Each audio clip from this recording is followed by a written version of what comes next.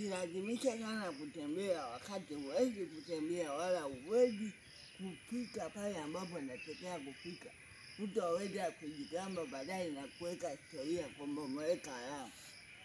Ila ukiweza kutambua hatua zako na kile ambacho ulicho nacho, unaweza kabisa kuweza kuinuka tena na kutembea, kwa sababu hatutembei kwa sababu ya sifa, hatufanikiwi kwa sababu ya sifa.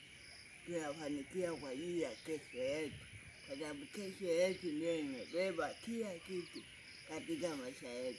Tutarajie sana kwamba ukifanikiwa kuna wengine watakusifia, ila kuna wengine lazima wakupinge, kwa sababu hakuna mtu anayependa mtu afanye.